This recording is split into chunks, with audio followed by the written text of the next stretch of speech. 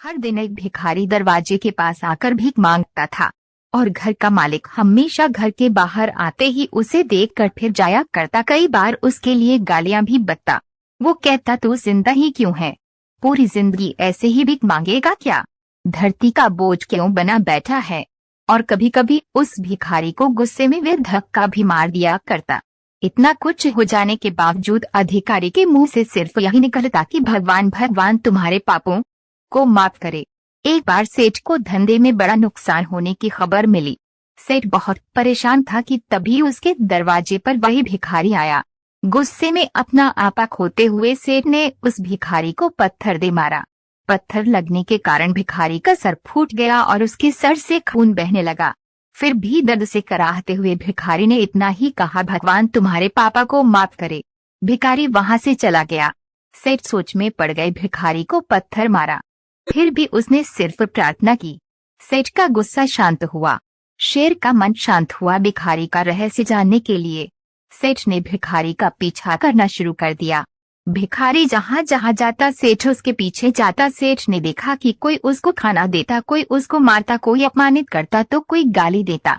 लोग भिखारी के साथ चाहे जैसा व्यवहार करते, लेकिन भिखारी सबके लिए एक ही प्रार्थना करता, भगवान तुम्हारे पाप माफ करें। अब रात होने को आई थी। भिखारी अपने घर जाने के लिए लौटा। वो अपने घर पहुंच गया, लेकिन सेठ अब भी उसका पीछा कर ही रहा था। एक पुरानी टूटी हुई खटिया पर एक बूढ़ी औरत लेटी हुई थी, काफी कमजोर और बीमार लग रही थी। वे भिखारी की पत्नी थी। अपने पति को वापस आता देख वे खाट से उठ खड़ी हुई। पत्नी ने अपने पति के भीख वाले कटोरे में देखा, उसमें सिर्फ आधी बासी रोटी थी। उसे देखकर वह बोली, आज बस इतना ही मिला, और हाँ, आपके सिर से खून निकल रहा है, ये चोट कैसे लगी? बूढ़ा भिखारी बोला, आज बस इतना ही मिला, किसी ने कुछ दिया ही नहीं। सबने गालियां दी और एक नए पत्थर भी फेंकना, इसलिए मेरा सर फट गया। एक गहरी ठंडी सांस लेकर बूढ़ा भिखारी फिर से बोला, यह मेरे ही पापों का फल है।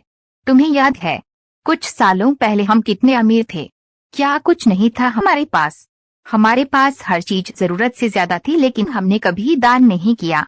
और उससे भी बुरा हमने उस अंधे भिखारी के साथ किया जो हमारे द्वार पर भीख मांगने आया करता था। बूढ़ी पत्नी की आंखों में आंसू आ गए।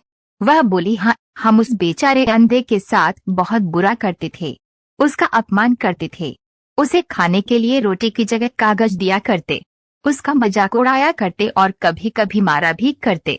मैंने कभी उसको रास्ता नहीं दिखाया। एक बार मैंने उसके मुंह पर मिट्टी भी फेंकी थी और वे हमेशा दुखी होकर यही कहता कि भगवान तुम्हें तुम्हारे किए की सजा देगा, भगवान तुम्हारे पापों की सजा जरूर देगा।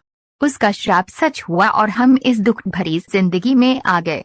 भिखारी बोला, हाँ, उसका श्राप सच हुआ, इसलिए मैं किसी को बद्दुआ नहीं देता। चाहे कोई मेरे साथ कैसा भी बर्ताव करे, मैं हमेशा उसके लिए प्रार्थना करता हूँ। मैं नहीं चाहता कि कोई भी हमारे जैसे जिंदगी का अनुभव करे, किसी को भी हमारे जैसे दुखों का सामना करना पड़े। वो नहीं जानते कि वो कितना बड़ा पाप कर रहे हैं, इसलिए अनजाने में हुए पाप की ऐसी सजा किसी को भी मिले, मैं नहीं चाहता।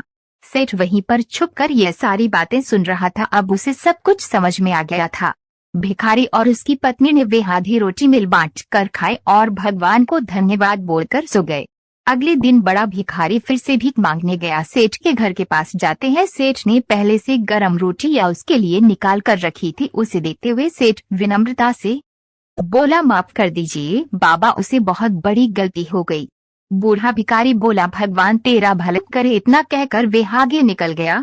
इस कहानी से जो सीख लेने लायक है वह बड़ी ही सिंपल है कि आदमी चाहे किसी के बारे में बुरा कहे या भला करे, लेकिन भगवान सिर्फ कर्म के हिसाब से उसको फल देता है। क्या हुआ अगर भगवान नहीं दिखता है, लेकिन ये बात बिल्कुल सच है, उसके खाते में सबका हिसाब बहुत बहुत पक्का होता है। इसलिए जब किसी के लिए कुछ भी करो तो अच्छा ही। अगर हमारी वीडियो आपको अच्छी लगी हो तो हमारे चैनल को सब्सक्राइब जरूर करें। धन्यवाद।